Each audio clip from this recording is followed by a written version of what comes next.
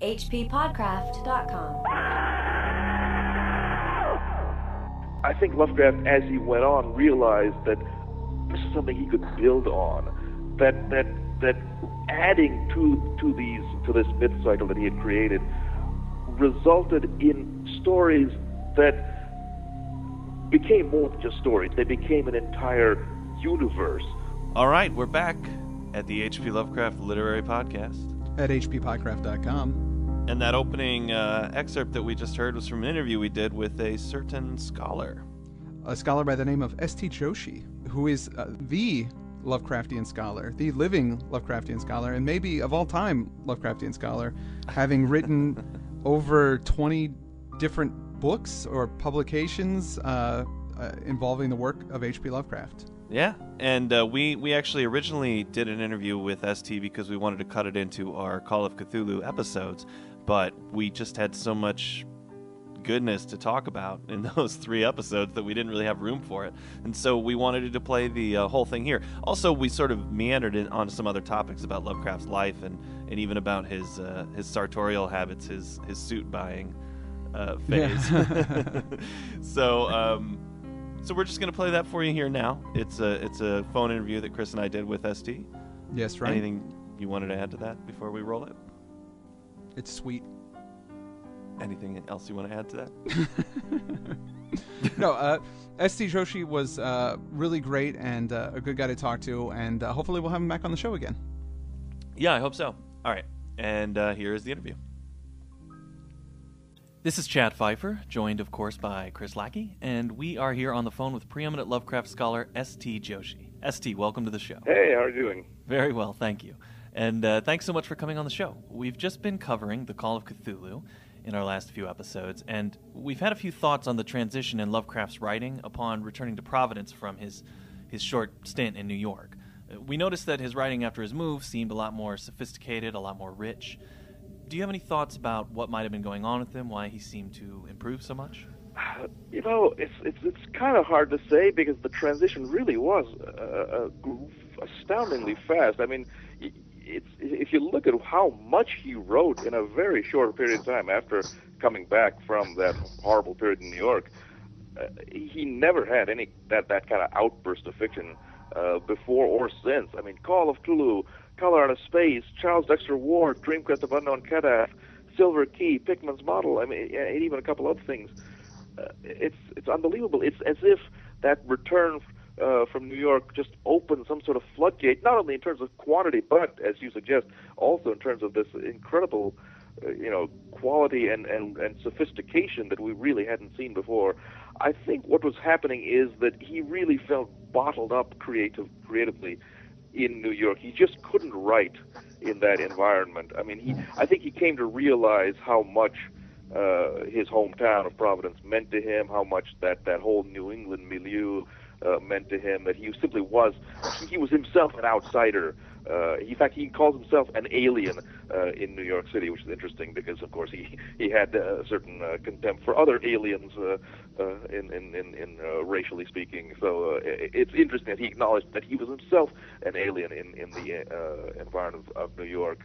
I mean, the stuff he wrote in New York was really quite poor. Only three fairly insignificant works of fiction, one of which, The Horrid, I think is one of his worst pieces of work, and I think he acknowledged that too. So I think that, W. Paul Cook made an interesting remark. He felt that Lovecraft had to go through that New York phase to understand what kind of a man and what kind of a writer he was.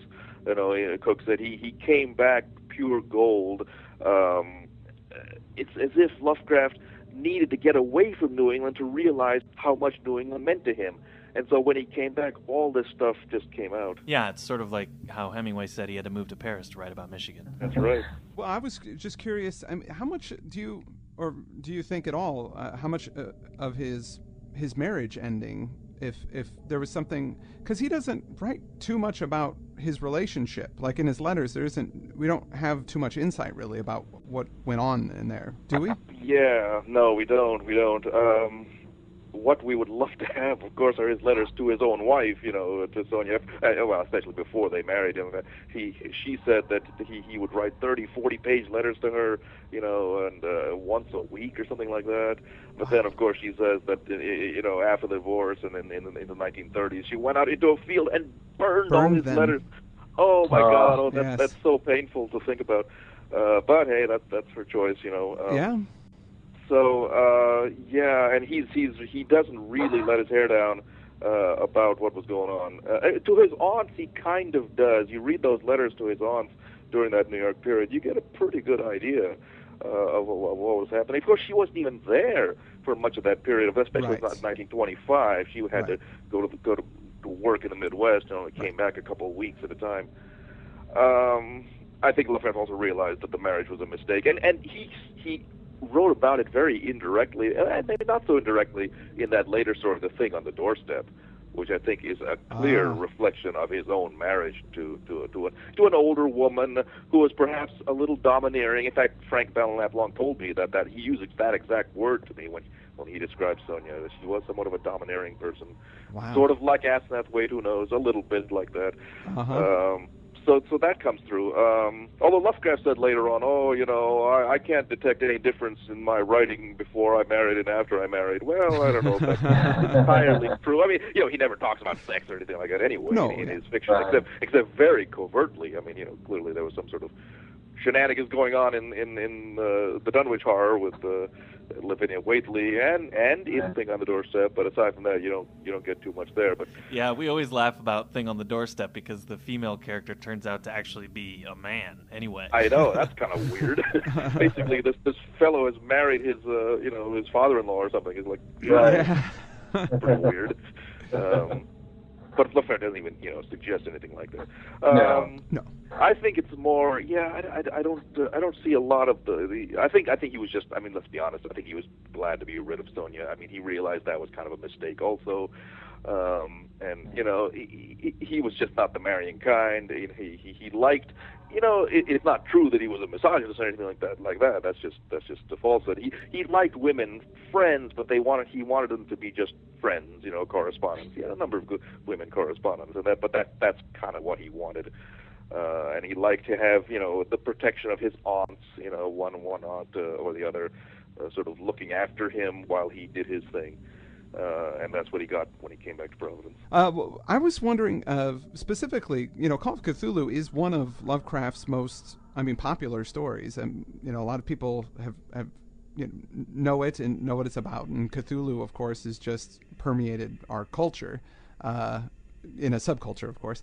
But what do you think about the Call of Cthulhu? Why it's so popular, has resonated with so many people, and it's kind of really spawned all of these imitators and people that want to keep writing in the setting? Well, it's a great story. It is a brilliantly constructed story, I think. I love that sense, the sort of the narrative fragmentation that goes on, which reflects that opening line of the story, the correlating of the contents. Only at the end do we realize how all these disparate pieces of information finally hang together. But you have to realize, of course, if Lovecraft had written just the Call of Cthulhu and none of the other later stories, maybe the mythos would have happened, maybe not. But I think Lovecraft, as he went on, realized that this is something he could build on. That adding to this myth cycle that he had created resulted in stories that became more than just stories. They became an entire universe of fictive imagination. Therefore, they became greater than the sum of their parts, and that, I think, is what really captured people's imaginations. Yeah. Speaking of that, most people that we speak with about Lovecraft, they had a moment maybe in the early teens or mid-teens where they got their hands on that first paperback copy of Lovecraft stories, and it sort of set their imagination on fire and brought them to this lifelong preoccupation with unknowable, unnameable things out there gibbering in the dark. Did you have a moment like that? Well, here's the funny thing. I discovered Lovecraft, of course, in my early teens, as almost everyone else does. Maybe 12, 13, 14, something like that. I can't remember exactly. But the funny thing is, I made the mistake, in fact, of starting by trying to read At the Mountains of Madness, which is a very dense piece of work, and when I was, at that time I didn't have much training in science. My high school or junior high school was terrible in science, so didn't know much about it. So I said, about halfway through, I said, "Oh my God, this is like way beyond me. It's like you need a PhD to understand this book." So I put it away. I hadn't heard of Lovecraft. I just saw his books in my public library, and it sounded kind of interesting, just the titles. So I picked up At the Mountains of Madness, and I just said, I can't get through this. This is just too dense for me. So then I put that back. A couple months later, I started the Dunwich Horror and others, and that got me. Not the first two stories. In fact, I thought In the Vault. To this day, I think In the Vault is a pretty bad story. I agree. I don't know what possessed August Derleth to put that as the lead story of that book. That was a huge mistake. And even the next story, Pickman's Model, doesn't really. I really don't run a temperature over Pickman's Model, frankly. Although I love that Boston background, and I've actually been to Copp's Hill Burying Ground and North End, of course, which is all different now. But nevertheless, I have trod on Pickman's footsteps in that sense. But, even that, I don't think is such a great story. But then the rats in the walls, I think that actually is what got to me. And then that sucked me in, and then I just consumed the rest of the volume, and every one of the other stories is fabulous in that book. And so that's what really got to me. Yeah, we had some disagreement over In the Vault. Chris didn't like it. I liked it for its Tales from the Crypt style kind of goofiness, but we were in agreement about Rats in the Walls, and a lot of people have told us that it was the first Lovecraft story that really got to them. Yeah, it's another flawless short story. I mean, really, one of the most tightly constructed short stories that I've ever read. Yeah. Love it. We use your books as a lot of reference for our show, so I was wondering if there's any particularly interesting nuggets about the Call of Cthulhu that you may, have, filed away somewhere, or some ideas that you may, some thoughts that you've had on that, something you might not have necessarily wanted to publish, but maybe, an interesting idea or some bits of information or suspicions that you might have about something in the story. Does that make any sense? Well, yeah, it kind of does. Well, I'll tell you, there was one piece of frustrating situation, because in the selected letters, as Lovecraft has finished the story in like summer or fall of 1926, he writes to Clark Ashton Smith saying, "Oh yeah, here's this story, this sunken land story that I talked about a year ago," and so here it is. So I said, "Oh wow, what would he have said to Smith a year before?" Because he had outlined the story in August of 1925 when he was still in New York, and that's the incredible thing. In fact, that early first 2 weeks of August of 25 were incredible. In August 1st and 2nd, he wrote The Horrid Red Hook. Then about 9 days later, he went on this long sort of antiquarian tour of like Elizabethtown, New Jersey, and places like that, and he wrote the story He. Yeah. And the very next day, we have his little diary of 1925, only a couple lines per day, but he says, then the very next day, he says, "Write out story plot, The Call of Cthulhu." I mean, he has actually already come up with the title then, with the name Cthulhu at that time. Uh-huh. So I said, wow, what could this be? So after many years, we finally got Lovecraft's letters to Clark Ashton Smith, and they'll be published, I hope, next year in an annotated edition. Oh, nice. But he doesn't say anything. He's like, I have this idea. Oh, it's so frustrating. I would love to know what was his idea. Did he actually work out the whole story plot? He must have, I suppose. Because he doesn't say, "Oh, well, it's totally different from what I said before," or whatever. But it's incredible to think that he had actually worked out the entire plot a full year before he wrote the story. But he couldn't write it in New York. The atmosphere was all wrong, so he had to come back to Providence to write it. Now, I believe I heard a story that Lovecraft was burglarized when he was living in New York. Yeah, that was kind of a sad situation. I mean, it's so typical that robbers rob the poor instead of the rich, so often because the poor can't afford any protection. Yeah, he was living in this real dump in Brooklyn Heights. I say dump because now Brooklyn Heights is a very expensive part of Brooklyn now. It's really It's gotten been renovated. gentrified, yeah. Oh, totally gentrified now. I mean, his apartment, which is still a private residence, it must be. I mean, I don't even know what to think what it costs now to live there. But in his day, it was exactly $10 a week. It was dirt cheap. It was the cheapest thing he could afford, and it happened to be near some of his other friends like Samuel Loveman and Hart Crane. But and he thought it would be an okay place to be, but it was just a rat trap. I mean, he had mice, and it was awful. But he was living in basically one-room apartment with what he called a little dressing alcove. Now, and that alcove actually had a door leading out to the hallway, I guess, of the building. And that door was not well latched. I think the latch or lock was broken or something, and he never bothered to get it fixed. The landlord never fixed it. So one day he was sleeping in the main room, which is where I guess they had some sort of bed or sofa bed or something. He was sleeping, and his schedule was all weird. He slept during the day a lot of times, and so he was sleeping there, and these people, whoever they were, robbers, broke into this dressing alcove, took all his clothing. I mean, took 3 of his 4 suits. The only suit that didn't lose was the one that was hanging on the chair in the main room. They didn't go into the main room.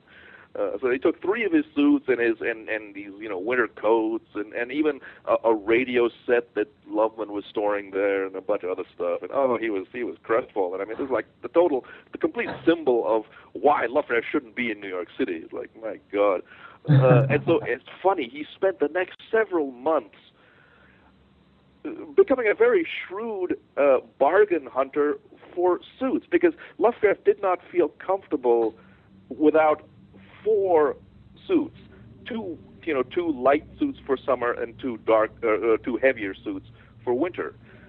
And right now he only had the one, I think a one summer suit. So he literally, he goes on and on. I mean, he charts this adventure of finding cheap suits in multiple letters to his aunts, going on and on and on and on about where to go to get cheap suits, and how he bargains people down. I mean, man, I would love to read that. It becomes kind of disturbing. He's clearly kind of what is the term? A little obsessive compulsive about this whole situation. Right. But being properly dressed was very important to Lovecraft. He didn't want to look like a bum. He didn't tell. I heard, maybe this is not true, but I heard he didn't tell his friends about this. That he kept it secret that he was robbed. Is that true or no? I don't know. No, I think he must have told at least some close friends like Frank Long, because he also solicited their advice as to where he could get cheap suits. So I think and they knew it's hard to conceal something like that. So I think they must have known. But it was very mortifying to Lovecraft. So so that's maybe one of those great pieces of Lovecraft's fiction that is still yet to be canonized. The suit in the window, or something like that. With that last italicized sentence, I didn't like the way I looked. Yeah, I mean, he literally draws a picture of the suit that he really likes. I mean, it's incredible. He just goes on and on and on. So. Kind of sad too. There are some fragments of Lovecraft stories out there that we've covered on the show, like The Descendant, and we've always felt maybe unsure if we should be talking about them because they weren't meant for publication. How do you feel about that? Anything by Lovecraft is worth reading and worth discussing. I mean, that's just a tribute to his stature as a writer. I mean, obviously, we don't want to put a great deal of weight in these fragments, but they're very interesting to suggest where his imagination was going.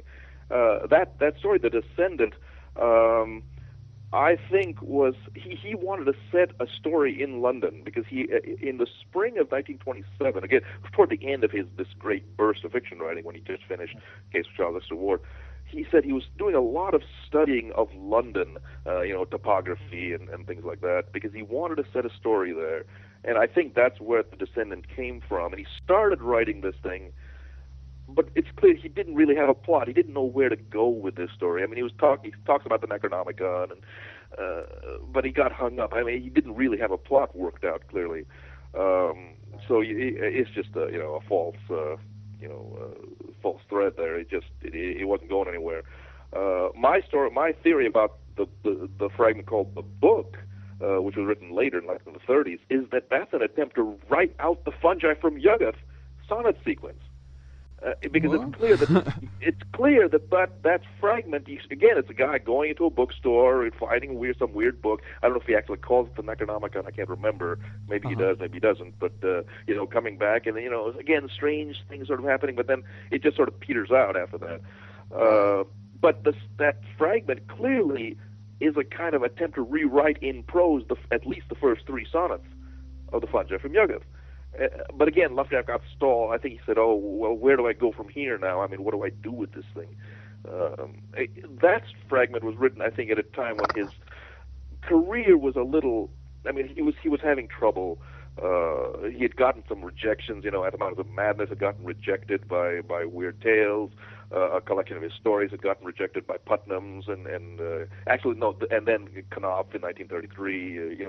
He initially solicited him for a story, but then a story collection, and then rejected him.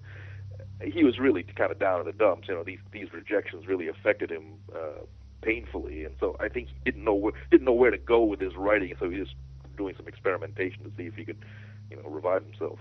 We have a lot of laughs on the show, sometimes at the expense of the writing, but also Chris and I have read plenty of Lovecraft. But as we've gone back through the stories, I found that Lovecraft actually had a pretty great sense of humor. Maybe that wasn't clear to me before.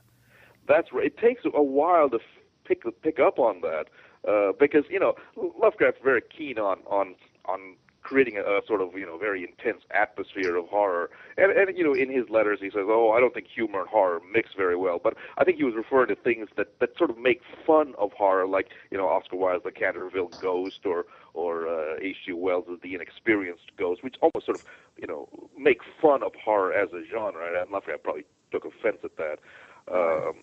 His humor though is subtle but and concealed and sort of under the surface, but it's there. It really comes out at curious moments. I'm just preparing an annotated edition of The Case of Charles Victor Ward, which should come out later from University of Tampa Press this year. And there's some really funny things in there if you read it carefully. For example, all right, so here's Dr. Willett, who's gone through that underground area pit in Joseph Corwin kept his these horrible creatures that he fashioned from imperfect salts, and he actually taken the lid off of one of them, and there's this horrible half finished entity down there that actually apparently crunches his flashlight and stuff like that. So he comes out of it and says, "Oh God, that was awful." But he says he vowed to leave no stone unturned to get to the bottom. Of course, that's referring to that that pit that he uncovered as well. So right. That's yes. a very, very funny little pun that he throws in there at what you think is a climactic moment in the story.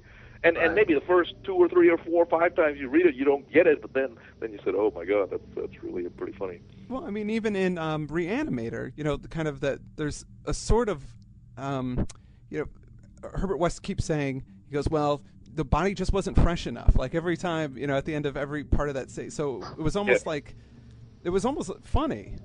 Oh, my contention, and I know there's no way to prove this, is that Lovecraft started writing Herbert West with a straight face, but as he went along, he says, "This story's preposterous," and it became a parody later on because the way that Herbert West tries to reanimate the dead becomes more and more outlandish. Yeah, and toward the end, he's only reanimating parts of the dead. Like he has this head, in a vat of whatever, formaldehyde or something, in the back of the room. Yes, yeah. It just becomes just totally absurd at the end. And I think the Hound is hilariously funny. Yes. And yet horrifying also. But there's some really funny stuff in the Hound as well. Well, there's that kind of, it's a piece that Lovecraft in the early days, was it Sweet Ermengarde? Is that the name of it? Ermengarde. Oh yeah, I tell you, I at the HP Lovecraft Film Festival in Portland, Oregon one year, maybe 2 years ago, I brought that story to read to the audience. And if I may say so, I floored them. I just broke them up. It is a hilarious story. I mean, Lovecraft really could have been a good comic writer if he wanted to be. And he wrote that one. He wrote a reminiscence of Samuel Johnson, which is just sort of funny. Ibid, that little thing about Ibid is pretty funny. But Sweet Ermengarde really is the crown jewel of Lovecraft's comic stories. Yeah, so I just got copies of my new anthology, Black Wings, Tales of Lovecraftian Horror, all original stories, some really sensational pieces. I mean, they're all good, but I particularly like the ones by, like, Caitlin Kiernan and Michael Shea and Laird Barron, and, we have a good cast list here. And in fact, the publisher, Pete Crowther of PS Publishing in England, already wants a second volume, and I've already set up a list of contributors for a second volume, maybe 2 years down the road. When is that going to be available for us to buy? Well, I'll tell you. I mean, right now the book is published only in the UK. Although I think you can order copies from the UK, and maybe there's some book dealers in the US that have some. I have an agent working on getting a U.S. publisher for this book, and hopefully the next one too. So I hope this will be available here more widely. Well, I'll be picking it up here in the UK. Good. One more plug, maybe you know about this. My unabridged Lovecraft biography is coming out in 2 volumes later this summer from Hippocampus. The version published by Necronomicon Press in 1996 was a mere 350,000 words, like 500 and some thousand words. So you'll get even more of my maunderings about Lovecraft, lots more detail about a lot of things. So if you want to read even more day-by-day accounts of what Lovecraft is doing, you can pick that up. Absolutely. Well, Mr. Joshi, Yes. we want to thank you very much. Thank you for all of your work. It's been really important to the show, and I hope we can have you on again. Hey, it was great talking to you. So there it is. There it was. Yeah, wow. Man, that was great stuff. It was. I don't know. ST was okay, but those interviewers were incredible. Those guys were awesome. They were on fire. So many good questions. They're the ones that had to work. He already knew all that stuff. That's right. They had all the hard stuff to do. Yeah. They did the heavy lifting. So the plugs for the ST's books, we'll put some links up on the show notes so you can check those out. Hopefully in future episodes we'll have him back on to discuss a little further. Absolutely, and I'm definitely going to be adding those to my collection. That's right. Now speaking of collections, two black bottles. Next week, however, we're going to be taking some time off, maybe 1 or 2 weeks, depending on our schedule, because Chad and I have 2 conflicting things going. Chad's going to be out of town one time, and then I'm going to be out of town. So It might be 2 weeks, but we might be able to work it in at some point, maybe just 1. No promises. We do want to talk about the story Two Black Bottles, which is a collaboration that Lovecraft did with Wilfred. I shouldn't say Wilfred. Wilfred? Wilfred? Yeah, Wilfred Branch Tallman. I'm excited to cover that one. I'm looking forward to talking about it. Okay. Well, with that, I'm Chad Fifer. And I'm Chris Lackey. And this has been the HP Lovecraft Literary Podcast. At HPPodcraft.com. HPPodcraft.com.